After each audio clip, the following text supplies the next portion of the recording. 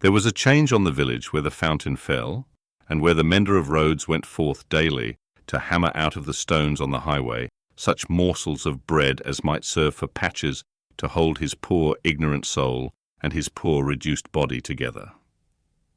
The prison on the crag was not so dominant as of yore.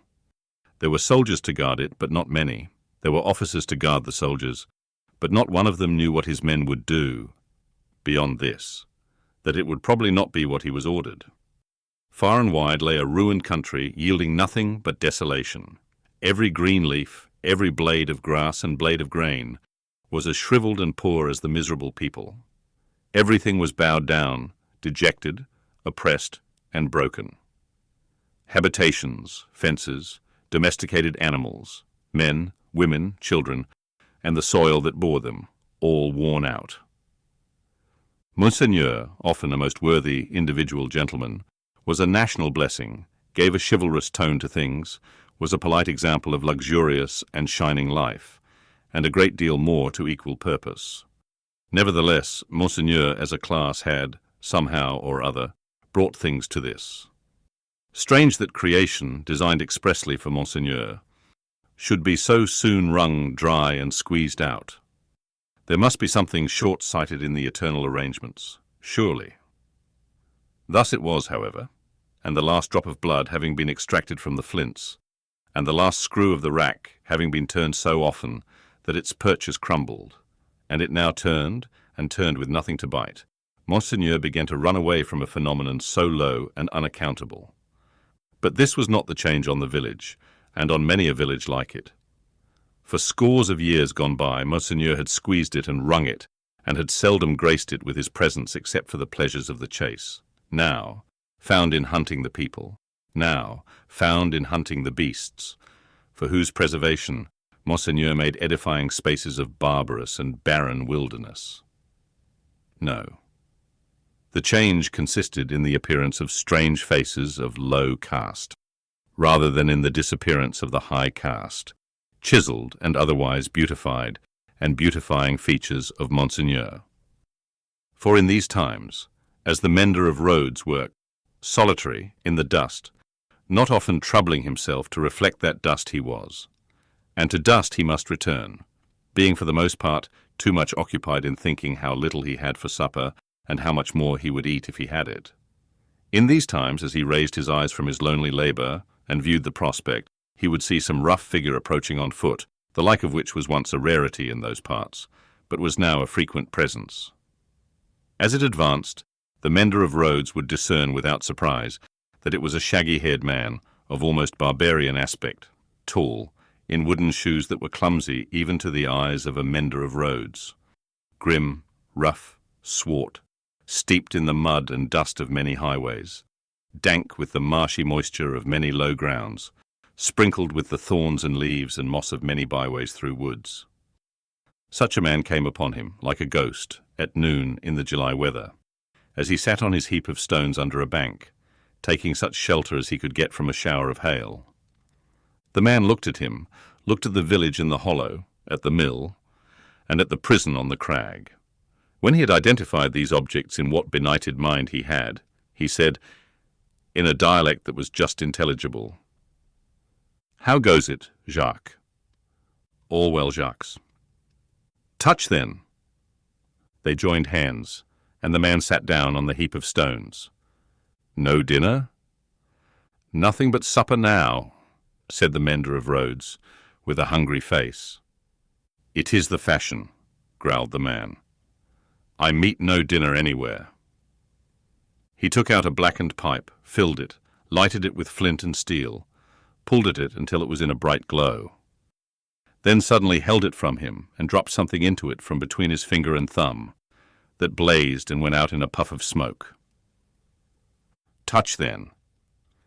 It was the turn of the mender of roads to say at this time, after observing these operations. They again joined hands. "Tonight?" said the mender of roads. "Tonight?" said the man, putting the pipe in his mouth. "Where?" "Here." He and the mender of roads sat on the heap of stones, looking silently at one another, with the hail driving in between them like a pygmy charge of bayonets, until the sky began to clear over the village.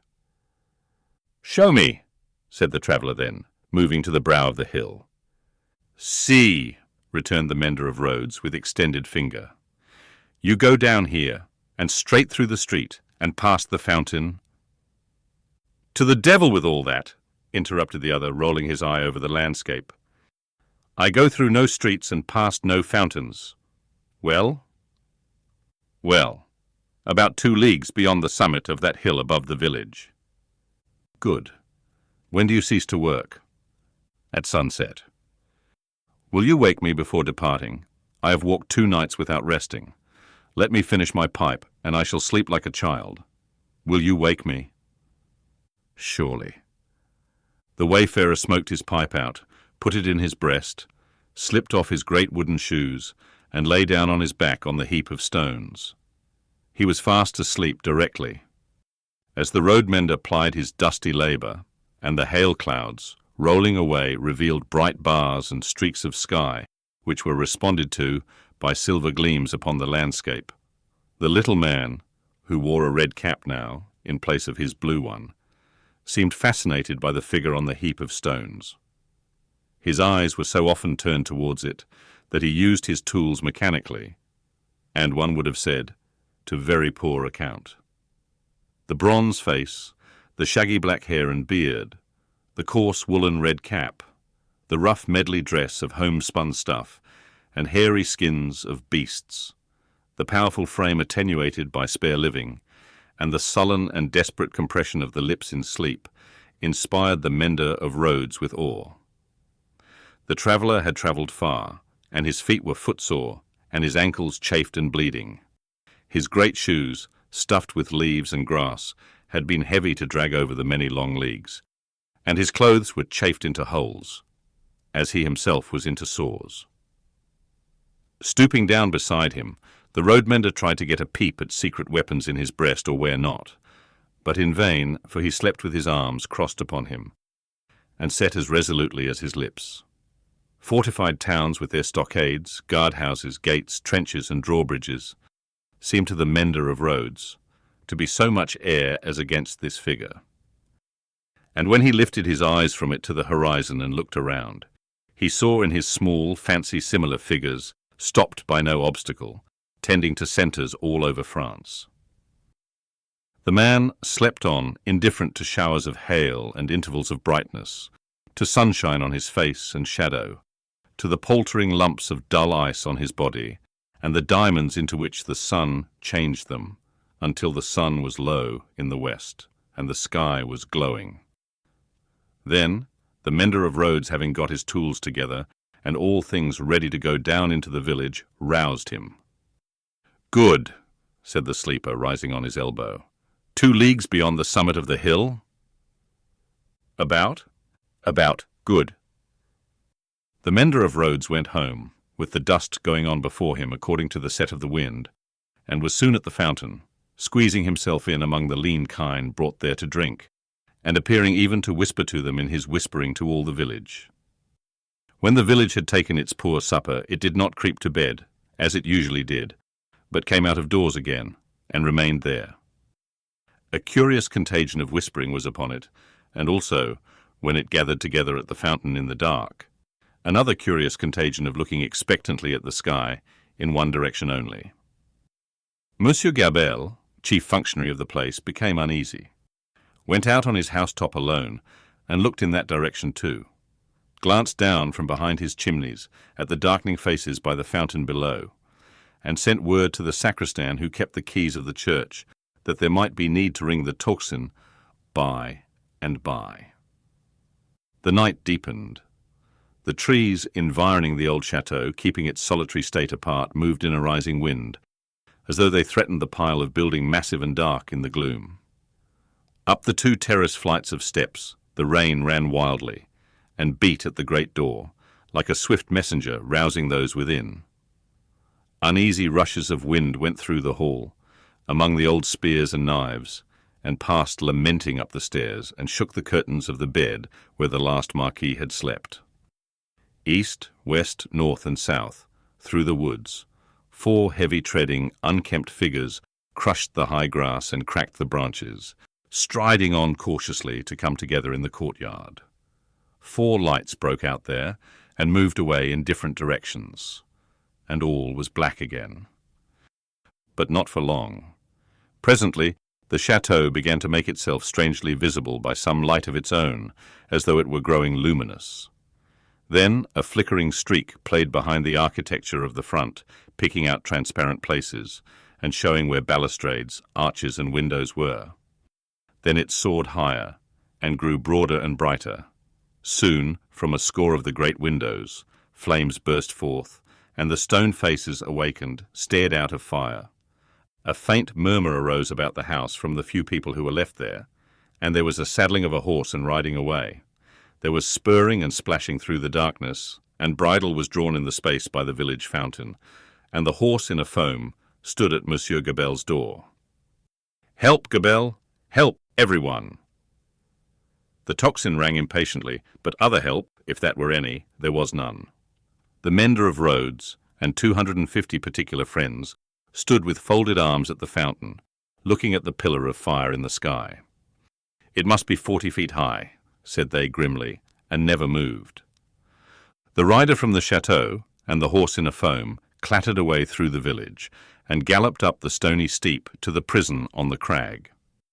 At the gate, a group of officers were looking at the fire, removed from them a group of soldiers. "Help, gentlemen, officers! The château is on fire. Valuable objects may be saved from the flames by timely aid. Help! Help!" The officers looked towards the soldiers who looked at the fire, gave no orders, and answered, with shrugs and biting of lips, "It must burn." As the rider rattled down the hill again and through the street, the village was illuminating. The mender of roads and the 250 particular friends, inspired as one man and woman by the idea of lighting up, had darted into their houses and were putting candles in every dull little pane of glass.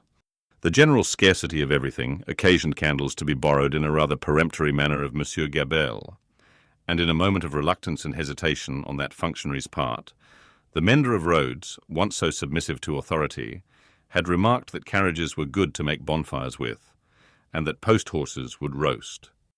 The château was left to itself, to flame and burn.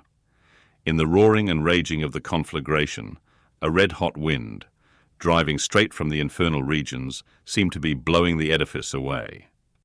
With the rising and falling of the blaze, the stone faces showed as if they were in torment. When great masses of stone and timber fell, the face with the 2 dints in the nose became obscured. Anon struggled out of the smoke again, as if it were the face of the cruel Marquis, burning at the stake and contending with the fire. The château burned. The nearest trees, laid hold of by the fire, scorched and shriveled. Trees at a distance, fired by the 4 fierce figures, begirt the blazing edifice with a new forest of smoke. Molten lead and iron boiled in the marble basin of the fountain. The water ran dry. The extinguisher tops of the towers vanished like ice before the heat, and trickled down into 4 rugged wells of flame. Great rents and splits branched out in the solid walls, like crystallization. Stupefied birds wheeled about and dropped into the furnace. 4 fierce figures trudged away, east, west, north, and south, along the night-enshrouded roads, guided by the beacon they had lighted towards their next destination. The illuminated village had seized hold of the tocsin and, abolishing the lawful ringer, rang for joy. Not only that, but the village, light-headed with famine, fire, and bell-ringing, and bethinking itself that Monsieur Gabelle had to do with the collection of rent and taxes, though it was but a small instalment of taxes, and no rent at all, that Gabelle had got in those latter days, became impatient for an interview with him, and surrounding his house, summoned him to come forth for personal conference. Whereupon Monsieur Gabelle did heavily bar his door and retire to hold counsel with himself. The result of that conference was that Gabelle again withdrew himself to his housetop behind his stack of chimneys. This time resolved, if his door were broken in, he was a small southern man of retaliative temperament, to pitch himself head foremost over the parapet and crush a man or 2 below. Probably Monsieur Gabelle passed a long night up there, with the distant château for fire and candle, and the beating at his door, combined with the joy ringing for music. Not to mention his having an ill-omened lamp slung across the road before his posting-house gate, which the village showed a lively inclination to displace in his favour. A trying suspense, to be passing a whole summer night on the brink of the Black Ocean, ready to take that plunge into it upon which Monsieur Gabelle had resolved. But the friendly dawn appearing at last, and the rush candles of the village guttering out, the people happily dispersed, and Monsieur Gabelle came down bringing his life with him, for that while. Within 100 miles, and in the light of other fires, there were other functionaries less fortunate, that night and other nights, whom the rising sun found hanging across once peaceful streets, where they had been born and bred. Also, there were other villagers and townspeople less fortunate than the mender of roads and his fellows, upon whom the functionaries and soldiery turned with success, and whom they strung up in their turn. But the fierce figures were steadily wending east, west, north, and south, be that as it would, and whosoever hung, fire burned. The altitude of the gallows that would turn to water and quench it, no functionary, by any stretch of mathematics, was able to calculate successfully.